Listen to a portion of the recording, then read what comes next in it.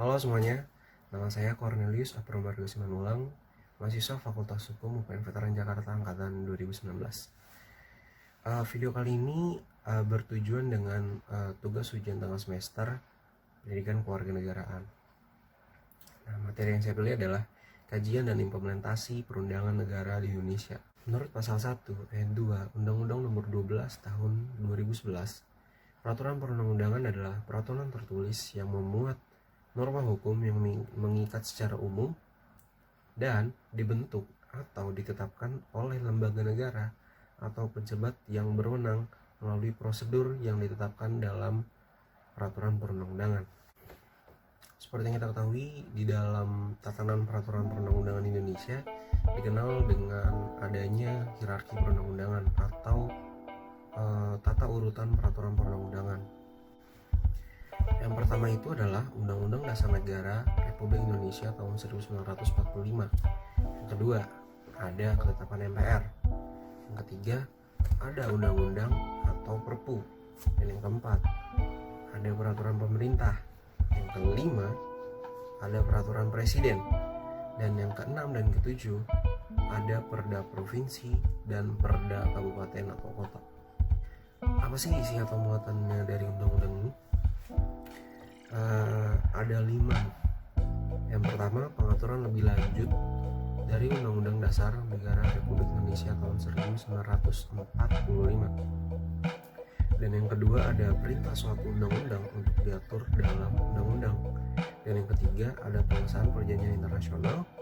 Dan yang keempat adalah tindak lanjut putusan Mahkamah Konstitusi. Dan yang kelima adalah pemenuhan hukum dalam masyarakat.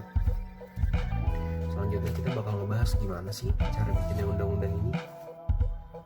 Proses pembentukan atau cara pembuatan undang-undang ini secara singkat seperti ini. Seperti yang kita ketahui, undang-undang ini berasal atau diajukan dari DPR atau Presiden. Setelah DPR atau Presiden mengajukan rancangan undang-undangnya, rancangan tersebut akan disusun dalam prolegnas atau program legislasi nasional untuk disusun menurut prioritasnya masing-masing. Setelah itu akan dilakukan 2 tingkat pembicaraan.